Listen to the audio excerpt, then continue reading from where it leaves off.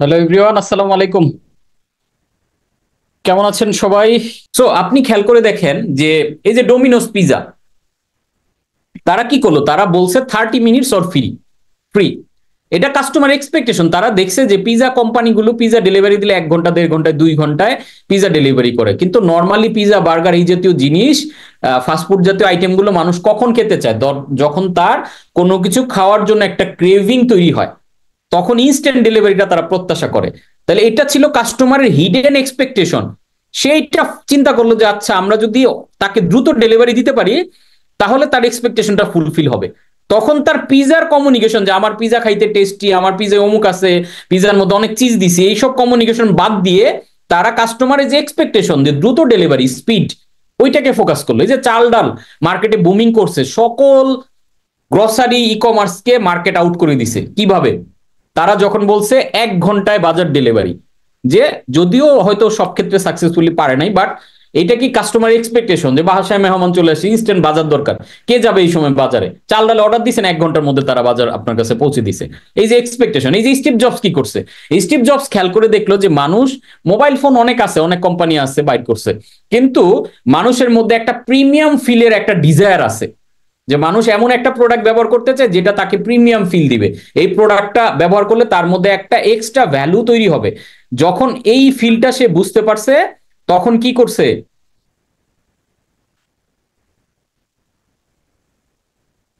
তখন সে এই যে প্রিমিয়াম, এই যে এক্সাম্পল গুলো, এই যে প্রশ্ন করছেন কি কিভাবে এটাই বের করবেন, এই যে কাস্টমার কি আসলে কম দামে চায় আপনার কাস্টমার, নাকি প্রিমিয়াম ফিল পেতে চায়?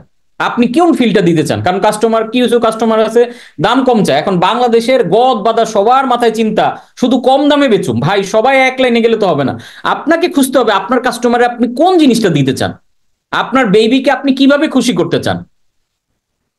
সরি, অনেকে বাচ্চাকে খুশি করে খেলনা দিয়ে, অনেকে খুশি করে কার্টুন দিয়ে, অনেকে খুশি করে নিজে বাচ্চার সাথে খেলাধুলা করে, অনেকে খেলনা দিয়ে।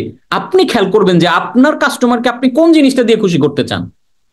তো সেটা কি তাকে কম দামে দিয়ে চান, নাকি তাকে প্রিমিয়াম ফিল দিতে চান, নাকি তাকে কোয়ালিটি প্রোডাক্ট দিতে চান, নাকি তাকে প্রোডাক্ট ভ্যারাইটি দিতে চান, নাকি তারে দ্রুত সময় ডেলিভারি দিতে চান? অনেক ধরনের জিনিস আছে। এর মধ্যে আপনি কোনটা বেটার পারবেন দিতে, এবং কোন জায়গাটা কাস্টমার পেইন, ওই পেইনটা আপনি খুঁজে বের করবেন এবং ওইটার সলিউশন করবেন। যেমন আমি যেটা করেছি, আমি দেখেছি বাংলাদেশে বিজনেস কোচিং যারা করায়, এরা এরা ম্যাক্সিমামই আসলে চাকরিজীবী। বড় বড় মোটিভেশনাল স্পিচ দিতেছে, তোমরা উদ্যোক্তা হও, পাঠায় ফেলো, ই করো। দেখা গেল তারা করতেছে চাকরি। তা এখন একটা লোক চাকরি করে ব্যবসায়ীর মেন্টালিটিই তো বুঝবে না। তখন আমার কাছে মনে হলো এটা একটা গ্যাপ ফিলার, কারণ আমি একজন পিওর বিজনেসম্যান। সো আমার বিজনেসের ইচ এন্ড এভরি কর্নার জানা আছে, কোনটা পেইন পয়েন্ট, কোনটা ভালো করা যাবে। তো আমি যদি এই সার্ভিসটা দিই, তাহলে কাস্টমারের এক্সপেকটেশনটা আমি পুরোপুরি বুঝবো, মানুষের পেইন পয়েন্টটা, দুঃখ কষ্টটা বুঝে আমি কাজ করতে পারবো। এই এক্সপেকটেশনটা আমি ফুলফিল করেছি। তাহলে প্রথম কাস্টমার এক্সপেকটেশন, দেন হচ্ছে ট্রান্সফরমেশন। ট্রান্সফরমেশন মানে কি? আপনার প্রোডাক্ট বা সার্ভিস দিয়ে কাস্টমারকে ট্রান্সফর্ম করবেন, তার পেইনটাকে প্লেজারে পরিণত করবেন, তার কষ্টটাকে অ্যাচিভমেন্টে পরিণত করবেন। This is transformation. কমিউনিকেশনটাকে যদি আমরা অন্য নামে বলি, তাহলে কমিউনিকেশনের নাম হচ্ছে মার্কেটিং, যেটা নিয়ে যে আজকে আমরা আরো আলোচনা করব। তাহলে কমিউনিকেশনটা আমি কি করছি? আমার কাছে যে বেস্ট প্রোডাক্টটা আছে, আপনার কাছে বেস্ট প্রোডাক্ট আছে পৃথিবীর, কিন্তু আপনি মার্কেটিং করতে জানেন না, বিক্রি হবে না। এবং আপনার কাছে যদি বেস্ট প্রোডাক্ট থাকে এবং আপনি যদি বেস্ট মার্কেটিং করেন, ইউ উইল বি আনপ্যারালাল। আপনার সাথে কেউ পেরে উঠবে না। দিস ইজ দ্য মানে সিক্রেট, যে আমার কাছে ভালো প্রোডাক্ট আছে এবং আমি ভালো মার্কেটিং জানি। কারণ এখন ভালো পণ্য বিক্রি হয় না, ভালো মার্কেটিং যে করতে পারে তার পণ্য বিক্রি হয়। এবার কানেকশনটা ইম্পর্টেন্ট। কমিউনিকেশন করে যে কাস্টমার আপনার কাছ থেকে কোত্থেকে নিবে প্রোডাক্টটা, এটাকে আপনি বিভিন্ন আউটলেটে দিবেন, নাকি ডিলার ডিস্ট্রিবিউশনের মাধ্যমে দিবেন, নাকি অনলাইনের মাধ্যমে দিবে, দিস ইজ কল কানেকশন। যেখানে কাস্টমার টাকাটা দিবে, আপনি পণ্যটা তাকে বুঝিয়ে দিবেন বা সার্ভিসটা তাকে বুঝিয়ে দিবেন। যেমন আমার ক্ষেত্রে আমরা ওয়েবসাইটের মাধ্যমে করছি। তারপর অপারেশন, আপনার এই যে কাস্টমারকে স্মুথ এই সার্ভিসগুলো দিতে কোন কোন কাজগুলো করণীয়, এটা এনলিস্টেড করে ফেলবেন। এগুলো নিয়ে আমরা আগামীকালের সেশনে আবার ডিটেইল কথা বলবো। তারপরে টিম ফরমেশন কিভাবে করবেন, এটা নিয়েও কথা বলবো। কার টিম কখন আসবে, কিভাবে কাজ করবে, এই পুরো জিনিসটা যে এইগুলো ডান হয়ে গেলে তখন আপনি সিস্টেমাইজ করবেন। এখন আপনাদের জন্য একটা স্পেশাল পার্ট, আপনাদের কাছে একটা প্রশ্ন ছুড়ে দিব। অ্যাজ এ ফাউন্ডার, যারা আমার আগের গ্রোথ চ্যালেঞ্জ করেছেন, তারা কাইন্ডলি আনসারটা দিবেন না। আমি চাই সবার পারসেপশনটা পেতে। কাজেই সবাই যাতে তার মনের ভিতরে টপ অফ মাইন্ডে যেটা আছে সেটা শেয়ার করতে পারে। অ্যাজ এ ফাউন্ডার, আপনি এই সোলার সিস্টেমের আপনি কোথায় কাজ করবেন? এটা হচ্ছে আপনাদের কাছে প্রশ্ন, যে এই সোলার সিস্টেমে কোন পার্টে এজ এ ফাউন্ডার বা এজ এ সিইও আপনি আপনার কোম্পানির মেইন পার্সন হিসেবে সোলার সিস্টেমের কোন জায়গাটাতে আপনি কাজ করবেন? Human expectation, transformation, communication, connection, operation, team formation, systemisation, কোথায়? সবাই একটু যার যার চিন্তা আপনার টপ অফ মাইন্ডে আছে যেটা, সেটা লিখবেন। Human expectation, systemization, communication, transformation, all maximization. Okay, done. Human expectation, all. Team formation, communication, marketing, maximization, communication, team formation, monitoring, all operations, all over monitor, step by step সবগুলো। Okay, human expectation, monitoring, maximization. Okay.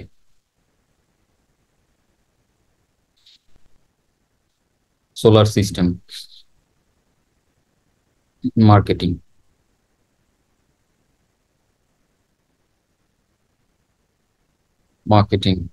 Marketing বলতে এখানে communication, এখানে marketing ওয়ার্ডটা লেখা নাই। Human satisfaction, human expectation.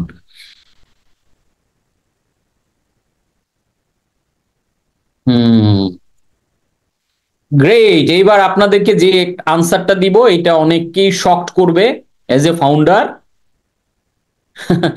Shocked করবে যেই জায়গায়, সেটা হচ্ছে আপনি, আচ্ছা সবাই লিখেন আগে, তারপরে আমি বলতেছি। নিড, ফারহান আপু লিখেছে need N assessment of gap. Okay, system, human expectation. This is the tricky part আমাদের আজকের ক্লাসের সবচেয়ে ইন্টারেস্টিং পার্ট এটা, এবং ইন্টারেস্টিং কাজটা, কথাটা এখন বলবো। কোথাও না, ইয়েস, এই যে হুমায়ুন কবির ভাই লিখছেন, মেবি আপনি আগের পার্টিসিপেন্ট, তাহলে আপনি স্মার্ট না। যারা আগের পার্টিসিপেন্ট, আগের ক্লাস থেকে বলে ফেলতেছেন, তারা স্মার্ট পিপল না, কারণ আমি বলতে নিষেধ করছি। সোলার সিস্টেমের আপনি কোথাও কাজ করবেন না। বলবেন যে আমার ব্যবসা, আমি তো সব করার কথা, আমি কোথাও কাজ করব না। নো, এই সোলার সিস্টেমের কোথাও কাজ করবেন না। এবার একটু ঠান্ডা মাথায় বুঝে দেখেন, এক্সাম্পলটা খেয়াল করবেন, কেউ অন্যভাবে নিবেন না, আমি বোঝার জন্য বলছি। সেটা হচ্ছে, খেয়াল করে দেখেন তো, এই মহাবিশ্বের সোলার সিস্টেমের যিনি মালিক, স্রষ্টা বা সৃষ্টিকর্তা বা আল্লাহ, ভগবান, গড যেটাই বলি আমরা, উনি কোথায় কাজ করেন? সৃষ্টিকর্তা সদা সর্বদা বিরাজমান, বাট উনি কিন্তু কোন একটা সিস্টেমের ভিতরে ঢুকে ঘুরতে থাকেন না। উনি পৃথিবীর ভিতরে ঢুকে পৃথিবীতে ঘুরতেছেন এমন না, চাঁদের মধ্যে থেকে চাঁদে ঘুরতেছেন এমন না, উনি পুরা জিনিসটার বাইরে। এই বাইরে থাকার কারণে আপনি যখন এই যে উদ্যোক্তা, আপনি যদি এখন ওই ধরেন কমিউনিকেশনে ঢুকে ঘুরতে থাকেন, তাহলে বাকি জগতে কি হইতেছে আপনার মাথায় থাকবে না। আপনি যদি টিম ফরমেশনে ঢুকে ঘুরতে থাকেন, বাকি জগতে কি হইতেছে আপনার মাথায় থাকবে না। তাহলে আপনি থাকবেন এই পুরা জিনিসটার বাইরে, এন্ড বাইরে থেকে দেখবেন যে আমার কোন জায়গায় প্রবলেম হইতেছে, ওই জায়গায় আপনি ফাইন টিউনিং করবেন এজ এ উদ্যোক্তা। এটাই হচ্ছে আপনার কাজ। এই পুরা সিস্টেমের বাইরে থেকে জিনিসটাকে আপনি পরিচালনা করবেন, আদারওয়াইজ আপনি বুঝতেই পারবেন না যে আপনার বিজনেসে কোথায় প্রবলেম, কোথায় ঝামেলা। আপনি খেয়াল করে দেখেন তো, এই সোলার সিস্টেমটা এখন আপনি বাইরে থেকে ভাবেন যে আমার বিজনেসের কোন জায়গায় প্রবলেম, দেখেন আপনার জন্য কত স্পষ্ট, এই একটা কাগজের মধ্যে আপনি বুঝে যাচ্ছেন। প্রত্যেকে এখন এই স্লাইডটার দিকে তাকান এবং খেয়াল করেন আপনার বিজনেসের কোন কোন জায়গায় প্রবলেম আছেন। আপনি সিস্টেমটা থেকে বাইরে আসেন। কারো দেখবেন প্রবলেম হলো হিউম্যান এক্সপেকটেশন, মানুষের নিড, ওয়ান্ট, ডিজায়ারই আপনি বুঝতেছেন না, পণ্য বানায় বসে আছেন। কারো হয়তো ট্রান্সফরমেশন, হয়তো পণ্যটাই যথেষ্ট কোয়ালিফাইড না, যথেষ্ট কোয়ালিটিপূর্ণ না। কারো হয়তো এক্সপেকটেশন বুঝতেছেন, প্রোডাক্ট কোয়ালিটি ঠিক আছে, আপনি মার্কেটিংটা, কমিউনিকেশন করতে পারছেন না, মানুষকে বুঝাইতে পারতেছেন না যে আপনার পণ্যটা যে সেরা পণ্য, মানুষ আপনারটা না কিনে আরো আজে বাজে পণ্য কিনতেছে। কারো হয়তো প্রবলেম কানেকশনে, কাস্টমার যে আপনাকে পেমেন্ট করবে, আপনার হয়তো ওয়েবসাইটটা প্রপারলি নাই, অথবা আপনার দোকানটা হয়তো এমন জায়গায় পড়ছে যেখানে আসতে পারে না, অথবা আপনার ডিস্ট্রিবিউশন চ্যানেল প্রপারলি ডিল করা নাই। কারো হয়তো অপারেশন, আপনার সবই ঠিক আছে, কিন্তু এলোমেলো অপারেশনের কারণে আপনি বিজনেস বড় করতে পারছেন না। আবার কারোর জন্য হয়তো টিম প্রবলেম, আপনার টিমে যথেষ্ট কোয়ালিফাইড লোক নাই। কত ইন্টারেস্টিং! আপনি চিন্তা করে দেখছেন যে কি চমৎকার একটা ফ্রেমওয়ার্ক আমরা শেয়ার করলাম এখন। এখন আমি জানি আপনাদের মাথায় কি প্রশ্ন ঘুরঘুর করতেছে, যে স্যার যদি আমি সিস্টেমের বাইরেই থাকি তাহলে এই জিনিসগুলো করবে কে, রাইট? সবার মাথায় এটা ঢুকতেছে। আপনি এখান থেকে শুরু করবেন জার্নিটা। আগে তো সৃষ্টিকর্তা পৃথিবীটা বানাইছে, সোলার সিস্টেম আগে বানাইছে নাকি? এটা তো বানানোর পরে হলো সিস্টেম থেকে আপনি আউট হবেন। তাহলে অ্যাজ এ ফাউন্ডার আপনি প্রথম হিউম্যান এক্সপেকটেশন থেকে কাজ শুরু করবেন। যখন আপনি এই পার্টটা দেন, আপনি ট্রান্সফরমেশন, কমিউনিকেশন, কানেকশন, অপারেশন, এই প্রত্যেকটা বানায় বানায় বানায় বানায় আস্তে সিস্টেমটা থেকে আউট হয়ে যাবেন। এবং খেয়াল করেন গতকালের ক্লাসে আমরা কি বলেছিলাম, চিফ এভরিথিং অফিসার হয়ে বসে আছেন। আপনি কতক্ষণ এটাতে দৌড়ান, কতক্ষণ কমিউনিকেশনে, কতক্ষণ টিম ফরমেশনে, না, প্রত্যেকটাকে সুন্দর করে বিল্ড করে আপনি এটা থেকে আউট হয়ে যাবেন। সেটা কারোর জন্য এইটুক করতে হয়তো 6 মাস লাগবে, কারোর জন্য 3 মাস লাগবে, কারোর জন্য হয়তো 6 বছর লাগবে, কিন্তু আপনার আলটিমেট গোল হলো আমার এই বিজনেসের সোলার সিস্টেমটা অটোমেটিক ঘুরবে, সিস্টেমে চলবে পুরো জিনিসটা, এবং এটা ম্যাক্সিমাইজ হইতে থাকবে। তখনই শুধুমাত্র আপনি সাকসেসফুল এন্টারপ্রেনিউর হবেন। আপনি এবার ওয়ার্ল্ডের বিশ্ববিখ্যাত সকল কোম্পানিগুলো গবেষণা করেন, সবগুলো দেখবেন এই সিস্টেমে চলতেছে, এবং পৃথিবীর সব কোম্পানিতে আপনি এই ফরম্যাটে, এই ফ্রেমওয়ার্কের মধ্যে দিয়ে আপনি ফেলতে পারবেন। এখন খেয়াল করে দেখেন রিচার্ড ব্রানসন যে 400 কোম্পানি চালায়, কেমনে চালায়? এখন খেয়াল করে দেখেন স্টিভ জবস মইরা ভূত হয়ে গেছে, কিভাবে এখন অ্যাপেল চলতেছে, কারণ এই সিস্টেম, এই পুরো জিনিসটা ঘুরতেছে। এটা ঘুরতে স্টিভ জবসকে লাগে না। আপনার এই সোলার সিস্টেম অ্যাক্টিভলি মুভিং করবে, কিন্তু আপনাকে যেদিন লাগবে না ওই দিন আপনি সাকসেসফুল। হ্যাঁ, এজ এ ডে ওয়ান আজকে হয়তো আপনি একাই করতেছেন, হিউম্যান এক্সপেকটেশন, ট্রান্সফরমেশন করে করে আপনি টিম ফরমেশন করে সিস্টেম বানাই দিয়ে আপনি আউট। একটা বিজনেস এটা করে ফেলছেন, দেন আরেকটা করবেন, আরেকটা করে ফেলছেন এটা। এখন আমাদের বাপদাদা আমলের বিজনেস যেভাবে চলে, আপনি ওই ফরম্যাট যদি, ওই ফর্মুলা যদি ফলো করেন, তাহলে আমাদের ক্যাশ বাক্সে মারা যেতে হবে। আমাদের বাপদাদারা এরকম ক্যাশ বাক্সে মারা যায়, তার ব্যবসা তাকে ছাড়া চলতে পারে না, এবং বাবা মারা যাওয়ার পর ওই ব্যবসা শেষ, ওই ব্যবসা আর চলে না। দ্যাট ইজ ওয়াই বাংলাদেশে আমরা ব্র্যান্ড বানাইতে পারি না। আজকে দেখেন কেএফসির কর্নেল স্যান্ডার্স মইরা ভূত হয়ে গেছে, অথচ তার সারা পৃথিবীতে কেএফসির 35,000-এরও বেশি আউটলেট এখনো চলতেছে। তাহলে আপনার ব্যবসা যদি আপনার ঘাড়ের উপরে থাকে, আজকে আল্লাহ না করুক আপনি অসুস্থ হইলে, আমরা আমরা যেহেতু সবাই মারা যাবো, মারা গেলে ব্যবসাটা কেমনে চলবে? তাহলে আপনার ব্যবসা যদি সিস্টেম ড্রিভেন হয়, তখন আপনাকে ছাড়া আপনার ব্যবসা চলবে, এবং এটা আপনি কপি পেস্ট করে আরো বড় করবেন, আরো বড় করবেন। আজকে হয়তো আপনার গ্রামে করেন, এরপর আপনার জেলায় করবেন, এরপরে দেশব্যাপী করবেন, এরপরে বহির্বিশ্বে সব জায়গায় আপনি ছড়িয়ে দিবেন। আপনার টার্গেট থাকবে এই প্রত্যেকটা সিস্টেমকে আমি ঠিক মতো বিল্ড করে আমি জিনিসটা থেকে সরে যাব, এবং আমি আপনি বাইরে থেকে মনিটরিং করবেন। এবং বাংলাদেশের যত গ্রুপ অফ কোম্পানি যেখানে যা দেখবেন যে বড় বড় ইসেরা বাইরে থেকে মনিটরিং করে। তখন কি হবে, আপনার ব্যবসা, আপনি হয়তো পৃথিবী থেকে চলে যাবেন, কিন্তু আপনার ব্যবসা যুগ যুগ, শত শত, হাজার হাজার বছর ব্যাপী। আজকে কোকাকোলা কোম্পানির জন্ম 1886 সালে, দেখেন এখনো স্টিল, মানে আপনার আমার অনেকের জন্মের 100 বছর আগে জন্ম, স্টিল ব্যবসা চলতেছে। এখন বাংলাদেশে হয় না কেন? আমরা ব্যবসা এমপ্লয়ীদের হাতে ছাড়তে চাই না।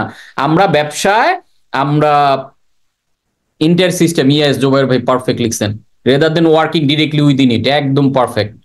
তার মানে আপনাকে এই সিস্টেমের বাইরে ডেভেলপ করতে হবে। আপনি যত আপনার ব্যবসা আপনার ঘাড়ে রাখবেন, তত আপনার ব্যবসার গ্রোথ কমে যাবে। সো ব্যবসার গ্রোথের অন্যতম এলিমেন্টটা আজকে দিয়ে দিলাম। This is the fundamental part for business. Every business owner should follow the framework. এবং আপনি তখন এইভাবে করে আপনি যখন আউট হয়ে যাবেন, তখন দেখবেন সোলার সিস্টেম ঘুরতেছে, মেশিন ঘুরতেছে। This is called cash machine. এটা যখন আপনি করবেন তখন এটা ঘুরবে, আর আপনার জন্য ক্যাশ জেনারেট হবে। আপনি তখন বিচে ঘুরে পায়ের উপরে পা দিয়ে নাচাবেন, অথবা আপনি বৃদ্ধাশ্রম করবেন, মানুষের জন্য কাজ করবেন। ব্যবসা যদি ঘাড়ের উপরে চাইপা বসে থাকে, আপনি মানবতার জন্য, পৃথিবীর জন্য, সমাজের জন্য কখন করবেন? এই জন্য আমাদের আগের জেনারেশন 40-50 বছর ব্যাপী তারা ব্যবসায় তার ঘাড়ের উপরে থাকে। এই ব্যবসার ওয়ে টু মানে ঠিক করে সে অন্য কোনো কিছু লাইফে মনোযোগ দিতে পারে না। হ্যাঁ, আমি সবাইকে এটা বলবো, আজকে এটা আপনি পারবেন না আমি জানি, কালকেই হয়তো পারবেন না। আপনি 6 মান্থের একটা প্ল্যান নেন, অথবা 1 ইয়ারের একটা প্ল্যান নেন। এই যে সামনে 2025 আসতেছে, আপনি 25-এ একটা টার্গেট নেন যে ফিনান্সিয়াল ফ্রিডম। ফিনান্সিয়াল ফ্রিডম মানে কি? আপনার ব্যবসা আপনাকে ছাড়া চলবে। বার্ডস আই ভিউ দিয়ে, এই যে অন্তর সাহা পারফেক্ট, সিএনও হতে হবে, চিফ নাথিং অফিসার। এই জন্য দেখবেন আমার ইয়েতে ফেসবুকে লেখা চিফ নাথিং অফিসার, এটা অনেক আগে লিখে রাখছিলাম, chief nothing officer naturals. Naturals নামে দেখবেন আমার একটা ব্র্যান্ড আছে। আমরা হচ্ছে বাংলাদেশে কর্পোরেটে অর্গানিক ফুডের one of the leading brand. আমরা হাইয়েস্ট সেল করি, আমাদের এক একটা অর্ডার ভ্যালু 50 লাখ, 1 কোটি, 2 কোটি টাকা হয়। অথচ অবাক বিষয়, আমি লাস্ট মনে হয় 2 মাসে আমার ওই অফিসে যাইনি। ওই অফিসে আমার চেয়ার টেবিল সেট আপ, এই অফিসে আমার যে রুম, ওই অফিসে আমার রুম ইচ্ছে বড়। লাস্ট 2 মাসে আমি ওই অফিসে যাই নাই।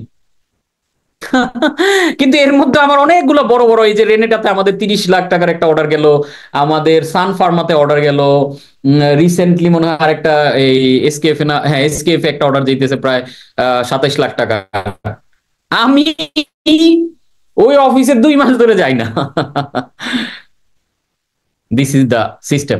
দ্যাট ইজ ওয়াই আমি এই যে আমার ব্যবসা সবগুলো চলতেছে, কিন্তু আমি ফোকাস অন ইউ। আমি আমার কোর্স, এই যে এটা আমার ভালো লাগে, this is my passion work. এই জন্য আমার সবগুলো বিজনেস অটোমেটিক। এই যে আমার প্রকাশনী চলতেছে হাজার হাজার, আমার প্রকাশনীতে এই যে গত ফেব্রুয়ারিতে 15 দিনে 80 লক্ষ টাকার বই বিক্রি হয়েছে। অথচ আমি জীবনে কোনোদিন প্রকাশনীর প্রিন্ট বই কেমনে হইতেছে, কেমনে কি হইতেছে আমি জানি না। প্রতিদিন টাকা ঢুকতেছে, প্রকাশনী থেকে বই নিতেছে, অনলাইন উদ্যোক্তারা বিক্রি করতেছে, সব করতেছে, বাট আমি ওইখানে 1 মিনিট সময় দেন, not a single minute. But ওইটা থেকে লক্ষ লক্ষ টাকার সেল বের হইতেছে প্রতিদিন। How is it possible? কারণ I know the system, and আমি এটা বিল করছি, বিদায় আমার ব্যবসা আমাকে ছাড়া চলে। এই জন্য আমি আপনাদের নিয়ে সময় দিতে পারি, কোর্স করতে পারি, কন্টেন্ট, বড় বড় প্রোগ্রাম করতেছি, মজা লাগে এটা। This is my passion work. So আপনাকে ঠিক এই জায়গায় পৌঁছাইতে হবে, আপনার বিজনেসকে আপনাকে ছাড়া চলার মতো অবস্থা তৈরি করতে হবে। আই হোপ আমরা সোলার সিস্টেমটা সবাই clear. So the number one thing every business owner should focus on, আমরা এবার আর একটা গুরুত্বপূর্ণ টপিকে ঢুকবো।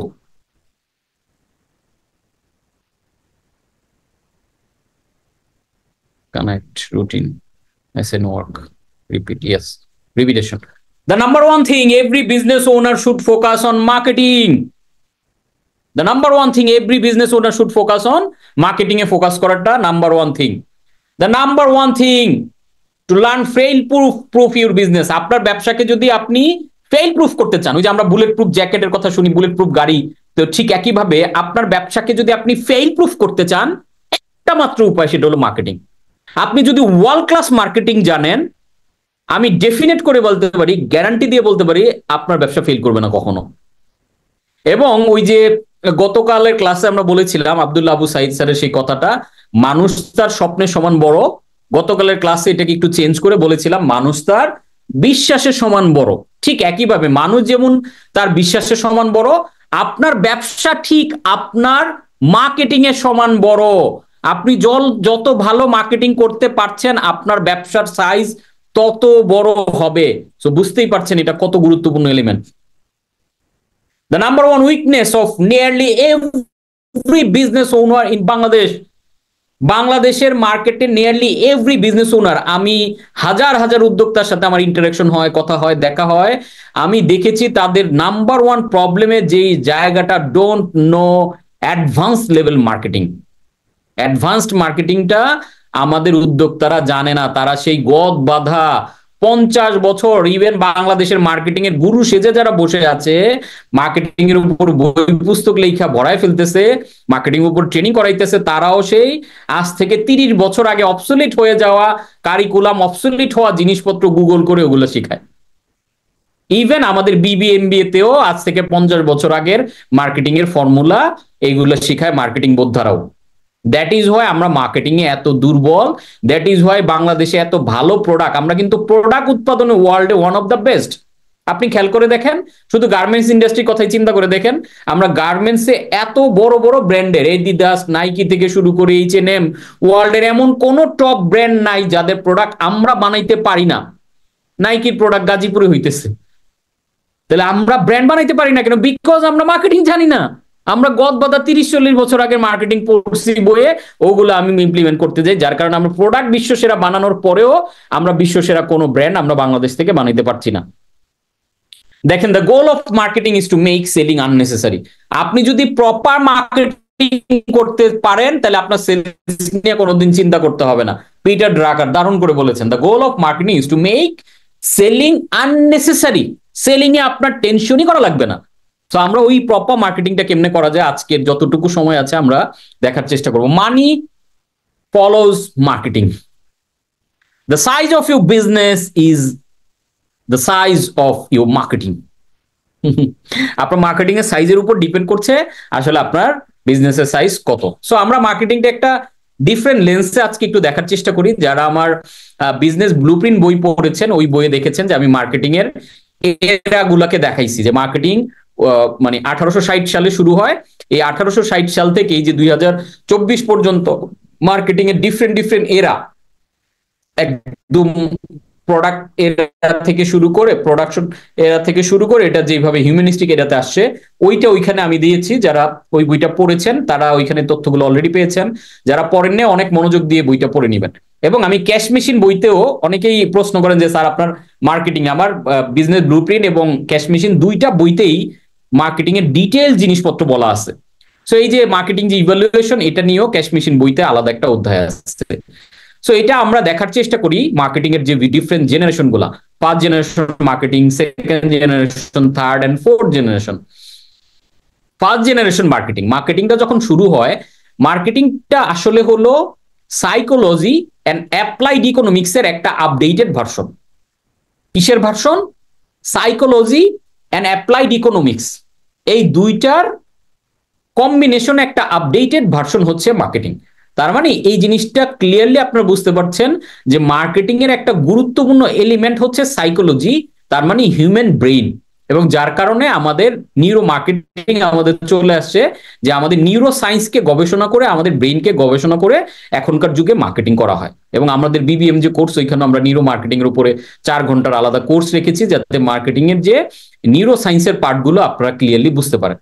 সো ফার্স্ট জেনারেশন মার্কেটিংটা কি ছিল? মার্কেটিং যখন শুরু হয় তখন এটা ছিল প্রোডাক্ট ড্রিভেন। খুব ঠান্ডা মাথায় জার্নিটা খেয়াল করবেন, আমি সিম্পলেস্ট ওয়েতে, এটা একটা অনেক বড় আলোচনা বাট আমি শর্টেস্ট পিরিয়ড অফ টাইমে একদম সিম্পল করে আপনাদেরকে ক্লিয়ার করার চেষ্টা করব। সো প্রথমে যখন মার্কেটিং পৃথিবীতে শুরু হইলো তখন এটা ছিল product driven, 4P, product, place, price and promotion. কেন? খেয়াল করে দেখেন, আপনি খেয়াল করেন দেন পৃথিবীতে কারো কাছে জুতা নাই, কেউ জুতা বানায় না, খেয়াল করেন। এখন আপনার মাথায় একটা আইডিয়া আছে যে মানুষ তো কষ্ট করে খালি পায়ে হেঁটে, আমি এমন একটা জিনিস বানাই যেটা দিয়ে মানুষের পাটাকে মোড়ায় রাখা যাবে, তাহলে বেটার হবে। তো ওই চিন্তা করে আপনি প্রথম পৃথিবীতে জুতা বানাইলেন।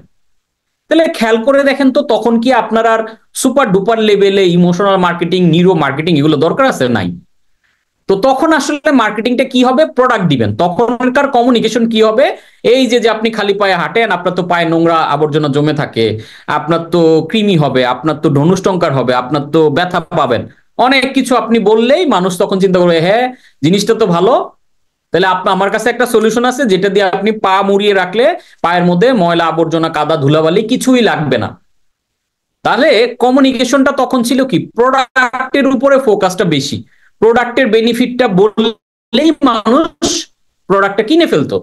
তাহলে প্রথম জেনারেশনের যে মার্কেটিং এটা ছিল প্রোডাক্ট, প্রাইস, প্লেস, প্রমোশন। তার মানে আমার কাছে এরকম এক জোড়া জুতা আছে, এটা হলো প্রোডাক্ট, এটা এই বেনিফিট গুলো আপনাকে দিবে, প্রোডাক্ট। দেন হলো প্রাইস, এই যে এই জুতাটা আপনাকে বেশি টাকা খরচ করতে হবে না, আপনি 2000 টাকা বা 1000 টাকা দিলে বা 500 টাকা দিলে এই জুতাটা কিনতে পারেন বা 100 টাকা দিলে কিনতে পারেন, তাহলে প্রাইস। প্লেস, এই জুতাটা কই পাবেন? এটা পাওয়ার জন্য বেশি দূর যেতে হবে না, আপনি জাস্ট আপনার বাজারের পাশে যেখানে হাট বসে ওইখানে দেখবেন ঝুড়ি নিয়ে আমাদের জুতা বসে, ওইখান থেকে আপনি কিনতে পারবেন, তাহলে প্লেসটা কনভিনিয়েন্ট। এবার প্রমোশন, প্রমোশন মানে কি? আমরা বিভিন্ন জায়গায় মানুষকে মাইকিং করে বিভিন্নভাবে জানাইলাম যে এক বিশাল আবিষ্কার, এক বিরাট ইনোভেশন, আপনার পা এখন আপনি ঢেকে রাখুন, এইভাবে করে মাইকিং করাইলাম, এই ঢেকে রাখার জন্য আপনি অমুক হাটে চলে আসেন, আমাদের এখানে পেয়ে যাবেন এরকম জুতা। This is all about marketing. এই কাজ করলেই হয়ে গেল মার্কেটিং। যার কারণে দেখবেন যে পৃথিবীর যে বাজার ব্যবস্থাটা গড়ে উঠছে, খেয়াল করে দেখেন এই বাজার ব্যবস্থা সবসময় দেখবেন প্রত্যেকটা বাজার এবং হাট যেখানে ওইখানে কিন্তু মানুষ প্রোডাক্ট নিয়ে জড়ো হইতো। মানুষ প্রোডাক্ট নিয়ে কোথায় জড়ো হইতো? দেখবেন যে রেল স্টেশন, তারপরে হচ্ছে বাস স্টেশন, যেখানে লঞ্চ ঘাট, এইখানে ভিড়ে। তার মানে মার্কেটিং মানে হচ্ছে মানুষের কাছে আমার পণ্যের খবরটা পৌঁছাইতে হবে যে আমার কাছে এমন একটা পণ্য আছে। তাহলে এই পণ্য খবর পৌঁছানোর উপায় কি? ওই লঞ্চে মানুষ যেহেতু দূর দূরান্ত থেকে এসে ভিড়ে লঞ্চ, এই লঞ্চ ঘাটে হাট বসতো, বাস স্টপেজের পাশে হাট বসতো, ট্রেন স্টেশনের পাশে হাট বসতো, কারণ ওইখানে অনেক মানুষ জড়ো হয়। আই হোপ জিনিসটা আপনারা বুঝতে পারতেছেন। তাহলে প্রোডাক্ট ড্রিভেন মার্কেটিং মানে কি, মার্কেটে এই প্রোডাক্টের অত কম্পিটিশন নাই, আমি বের করছি, আমি বলছি যে ভাই আমার কাছে এমন একটা, তুমি তো শার্ট গেঞ্জি পরো, আমার কাছে দেখো একটা ব্লেজার আছে দারুন, ওভারকোট, এটা তুমি যদি উপর দিয়ে পরো তোমাকে স্মার্ট লাগবে, আরে পরলে তো ভালোই লাগে, হ্যাঁ সবাই কেনা শুরু করছে। This is all about marketing. First generation এইটুকু ছিল, আমার পণ্য বানাও এবং পণ্য সম্বন্ধে মানুষকে জানাও। দিস ইজ অল অ্যাবাউট পণ্য বানাও মানুষকে জানাও, শেষ মার্কেটিং।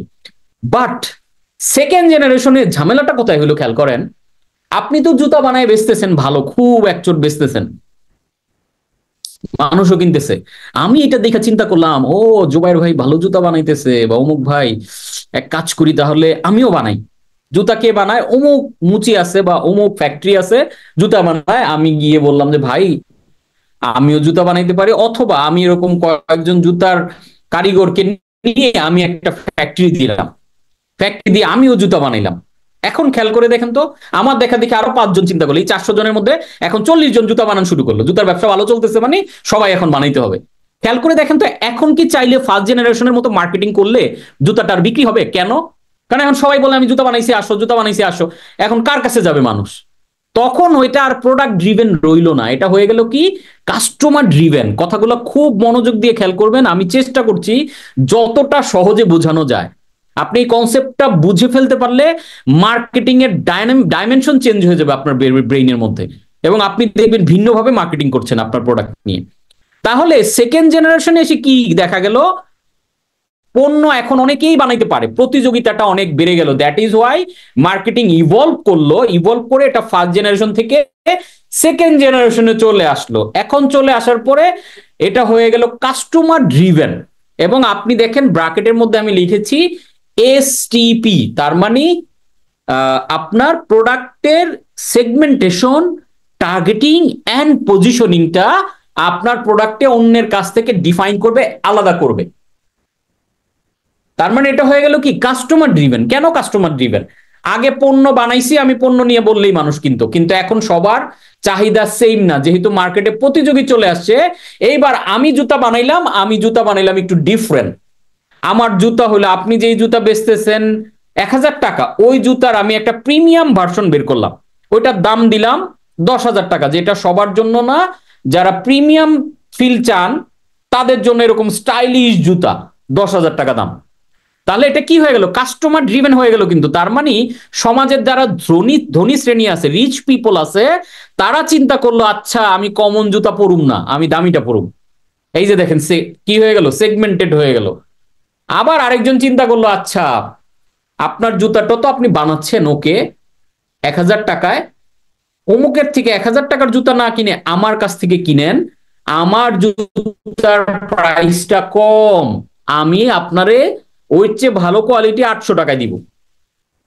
তাহলে এটা কি হলো, সমাজের পুয়ার পিপল যারা একটু কম দামে খোঁজে, সেগমেন্টেড, ওই সেগমেন্টের পিপল গুলা 800 টাকার জুতা কেনার জন্য ঝাঁপায় পড়লো। জুতা কিন্তু অলমোস্ট সেম, জুতার মেইন ফাংশন কি, আপনার পা ঢাকা, তাই তাই না? কিন্তু দেখেন এখন পা ঢাকার জুতা কত রকম ফের হয়ে যেতেছে।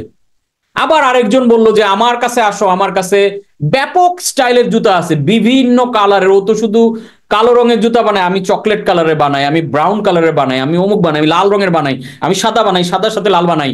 আমার এখানে তুমি যদি আসো ভ্যারাইটি অফ শুজ পাবা, এখানে ডিফারেন্ট ডিফারেন্ট ডিজাইন। তাহলে আমি ফোকাস করলাম কি, সেগমেন্টে যারা স্টাইলিশ পিপল, যারা ডিজাইন ডিফারেন্ট চায়, আমি কিন্তু সেগমেন্টেড করে ফেললাম যে বাকিরা আসার দরকার নাই, যারা এটা চাও আমার কাছে আসো। আপনি খেয়াল করে দেখেন তো, সেগমেন্টেশন, টার্গেটিং এন্ড পজিশনিং আলাদা হয়ে যাচ্ছে। আবার আরেকজন জুতা বানাইলো, সে এসে বলতেছে যে না আমার জুতা অনেক সফট, কমফোর্টেবল, আমার জুতা যদি পরো তোমার মনে হবে না তোমার পায়ের মধ্যে জুতা আছে, এত লাইট এন্ড থিক, এত কমফোর্টেবল, এটা আমি তুলা দিয়ে বানাই বা অমুক ভাবে করি, এই যে ব্যাখ্যা দিলাম। আবার আরেকজন এসে বললো যে না আমার জুতা অনেক হেলদি, তুমি জুতা পরবা, আমার জুতার মধ্যে যেই শেপ আছে এইটা, এই শেপে তোমার পায়ের কোনো ক্ষতি করবে না, পায়ে ব্যথা হবে না, তুমি দৌড়াইতে পারবা, জগিং করতে পারবা। এবার নাইকে এসে বললো যে আমার জুতা পরো, তোমার মধ্যে উইনিং স্পিড কাজ করবে, তুমি একটা শক্তি পাবা আমার জুতা পরে একটা। এই যে দেখেন changes, this is called customer driven. অর্থাৎ এইখানে খেয়াল করে দেখেন, আমাদের যে সোলার সিস্টেমের এই যাত্রাটা কিন্তু এইখান থেকে শুরু করলো, ফার্স্ট জেনারেশন না, সেকেন্ড জেনারেশনে। কাস্টমারের জায়গায় বসে তার ফিলিং অনুযায়ী আমি জিনিসটাকে বানাচ্ছি। This is call customer driven, second generation. এবার আসেন থার্ড জেনারেশন মার্কেটিং কি হলো, এটা হয়ে গেল ভ্যালু ড্রিভেন।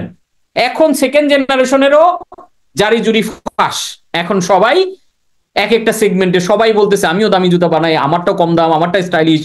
এবার তাহলে থার্ড জেনারেশনে কি হয়ে গেল, এটা হয়ে গেল ভ্যালু ড্রিভেন। শুধু কাস্টমার না, আমার জুতার মধ্যে স্পেশাল ভ্যালু কি আছে, আলাদা কোন ব্যাপারটা আমি অ্যাড করতে পারছি যেটার কারণে আমরা জিনিসটা আলাদা করতে পারবো। এসটিপি মানে হলো সেগমেন্টেশন, টার্গেটিং অ্যান্ড পজিশনিং, অর্থাৎ সেগমেন্ট করা সমাজের কোন সেগমেন্টের জন্য। আমরা তো পণ্য বানায় মনে করি যে সবার কাছে বেচতে চাই। এই যে গুলশানে দেখবেন যে বাতিলের একটা শোরুম আছে, বাতিল, BATEEL। এই বাতিলে গেলে দেখবেন যে 15,000 টাকা কেজি মধু, 25,000 টাকা কেজি খেজুর, এমনও আছে ওদের 3টা খেজুরের দাম 2,500 টাকা।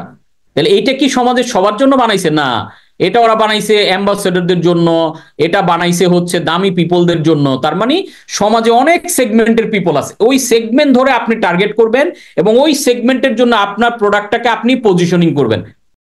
লিংক দেওয়া হয়েছে, লিংকে ক্লিক করুন, সাবস্ক্রাইব করে দিন।